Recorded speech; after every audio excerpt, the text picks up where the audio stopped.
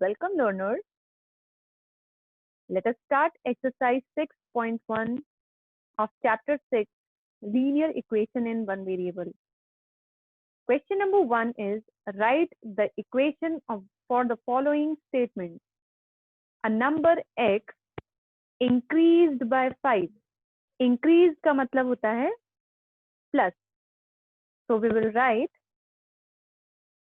x, a number x increased by 5 equals मतलब equals की sign आएगी equals 12.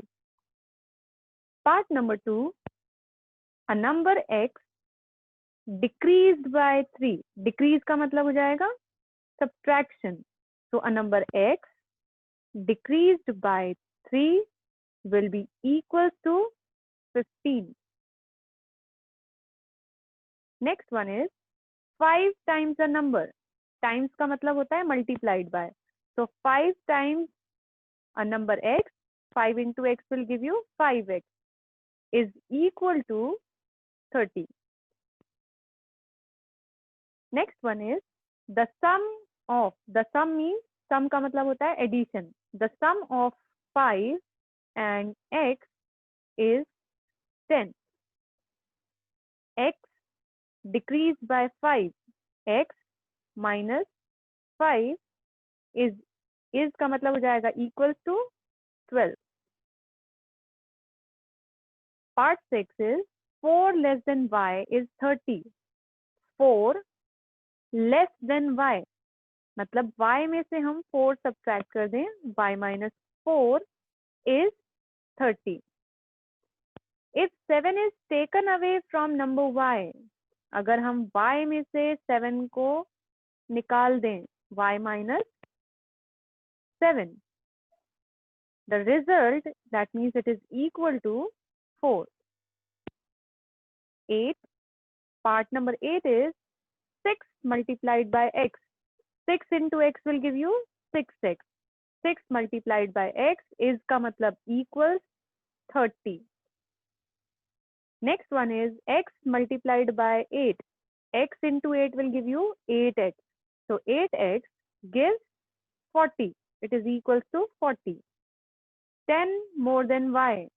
Y में more का मतलब होता है addition. 10 more than y is का मतलब equals 15. Next is the product of 5 and the number x. Product का मतलब होता है multiplication. 5 into x means 5x is का मतलब equals 55. Part number 12, y is divided by 7 if y is divided by 7. The result का मतलब equals लगाएंगे is 4. Again, the next one is the quotient of x divided by 5. X divided by 5 is 9. Next, thrice a number x. Thrice means 3 times of x, 3x. Decreased by 5 minus 5 is equal to 27. Last one, 20 decreased by a number x. 20 decrease हो रहा है मतलब कम हो रहा है, तो 20 minus x is equal to 15. This is your question number 1. Now question number 2 is we need to write a statement for each of the following equations. The first one is 3x.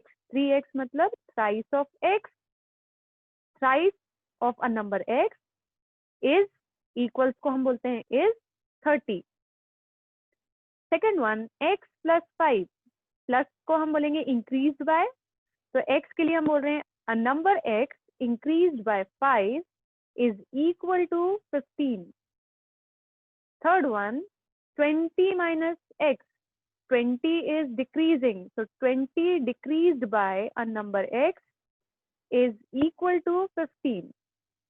Fourth one, x minus 4. X is decreasing. So a number x decreased by 4 is equal to 10. Part 5 is 4 times of x, 4 times a number of x decreased by, minus के लिए हम use करेंगे decreased by 5 is 11. Part number 6, x बढ़ रहा है, increased by बोलेंगे तो x increased by 4 is 9. Part 7, 12 is decreased by, minus के लिए हम लोग यूज कर रहे हैं decreased by. 12 decreased by 2x के लिए हम क्या बोलेंगे, twice of x. So 12 decreased by twice of a number x is 4.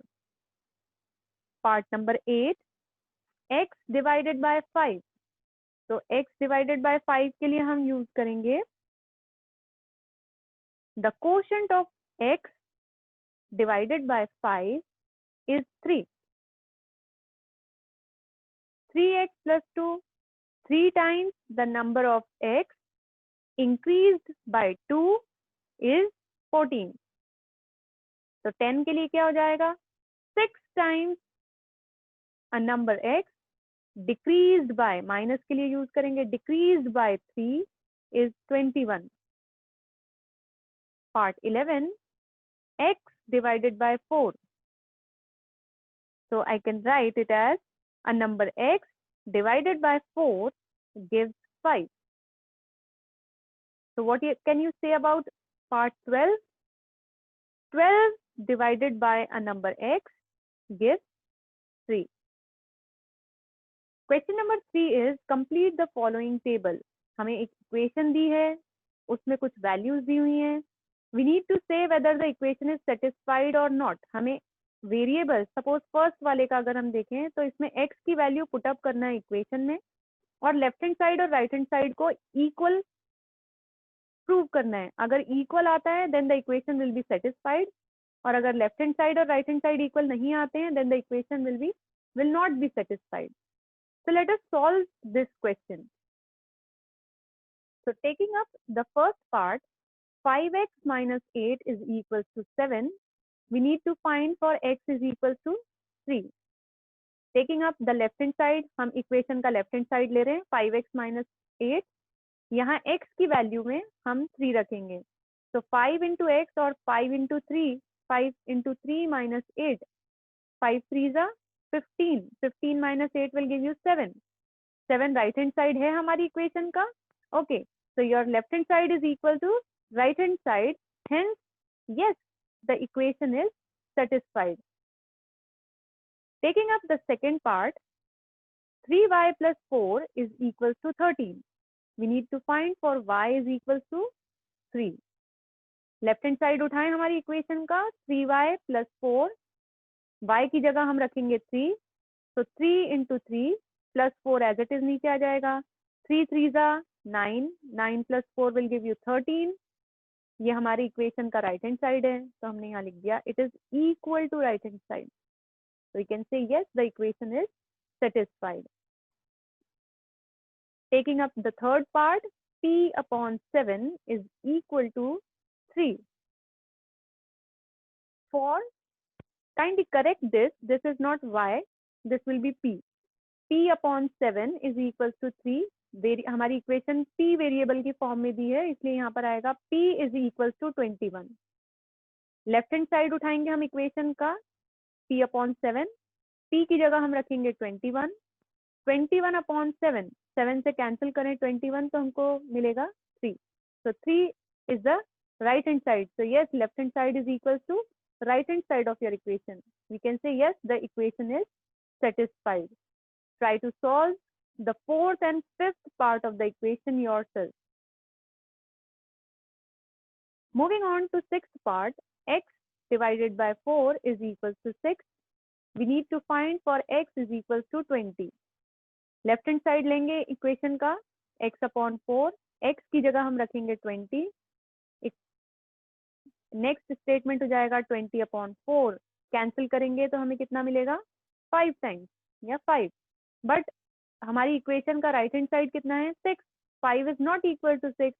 So I will write, or we will write, left hand side is not equal to right hand side.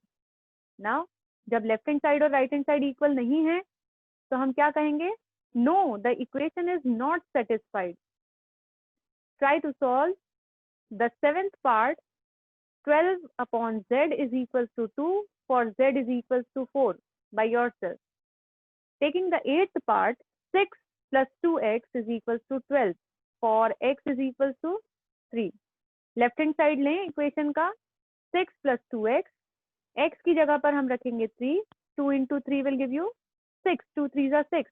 So your next statement will be 6 plus 6, that will give you 12. 12 हमारी equation का right hand side है. So yes, left hand side is equals to right hand side, hence the equation is satisfied.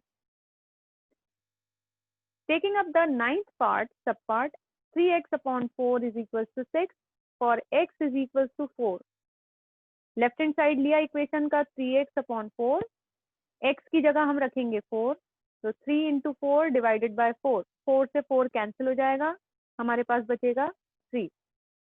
But equation का right hand side है 6, hence your left hand side is not equal to right hand side. Thus, we can say no, the equation is not satisfied. Try to solve the 10th part of this question yourself. Next question is, solve the following equation by trial and error method. Trial and error method अगर हम ध्यान रखें या ध्यान करें तो trial and error method में हम वेरिएबल की अलग अलग वैल्यूज पुटअप करते हैं लेफ्ट हैंड साइड और राइट हैंड साइड को चेक करते हुए. जब तक कि हमें लेफ्ट हैंड साइड और राइट हैंड साइड की वैल्यू सेम ना मिल जाए तब तक के हम सॉल्व करेंगे. अब जिस भी वैल्यू के लिए वेरिएबल की जिस वैल्यू के लिए लेफ्ट हैंड साइड और राइट हैंड साइड इक्वल होते हैं उस वैल्यू को हम बोलते हैं solution of the equation. Taking up the first part of this question, x plus 6 is equals to 9. हम टेबल ड्रॉ करेंगे. टेबल में फर्स्ट कॉलम में वेरिएबल आएगा, यहाँ पर x है. लेफ्ट हैंड साइड लिखेंगे इक्वेशन का x plus 6. अगले कॉलम में राइट हैंड साइड लिखेंगे विच इज 9. 9 कांस्टेंट है, इसकी वैल्यू चेंज नहीं होगी थ्रू आउट, तो 9 एज इट इज रहेगा. हम लेफ्ट हैंड साइड को सॉल्व करेंगे x की अलग अलग वैल्यूज के लिए. तो taking x as 1, x plus 6, x की जगह रखेंगे 1, 1 plus 6 will become 7. 7 is not equal to 9. तो x की हम दूसरी वैल्यू लें, x is equals to 2. x plus 6 में x की वैल्यू 2 रखें तो आ जाएगा 2 plus 6, that will give you 8. 8 is again not equal to 9. x की फिर दूसरी वैल्यू लें, x is equals to 3. x plus 6 में x की जगह 3 रखेंगे तो 3 plus 6 will be 9. Now you can see the left hand side and right hand side are equal. Hence, for x is equals to 3, your x is equals to 3 will be called as the solution of the given equation. Try to solve the second part of this equation yourself. Picking up the third part, 5x is equals to 20. First column में हम variable x लिख रहे हैं, second column में left hand side 5x लिखेंगे और third column में right hand side 20 लिख रहे हैं. 20 कांस्टेंट है तो उसकी value constant as it is रहेगी, unchange. We will be solving the left hand side 5x for various values of x. x की वैल्यू अगर हम 1 रखें तो 5x यानी 5 into 1 will become 5. Left hand side right hand side equal नहीं है. x की वैल्यू 2 के लिए 5 into 2, 5x मतलब 5 into 2 will give you 10. 10 is again not equal to 20. x की अगली वैल्यू लें 3, 5 into 3, 5 3s are 15. 15 is not equal to 20. x की वैल्यू लिया अगर 4 तो 5x will become 5 into 4, that is equals to 20. Your left hand side and right hand side are now equal. किस value के लिए इक्वल हुए? x is equals to 4 के लिए. तो x is equals to 4 is called the solution of this equation. Try to solve the fourth part of this question yourself. 20 minus x is equals to 16. Taking the fifth part, 19 is equals to 17 plus x. First column में x लिखा, second column में left hand side 19 लिखा और third column में right hand side 17 plus x लिखा. You can see left hand side 19 constant है, इसकी value change नहीं होगी. हम राइट हैंड साइड को सॉल्व करेंगे 17 प्लस एक्स, एक्स की वैल्यूज के लिए।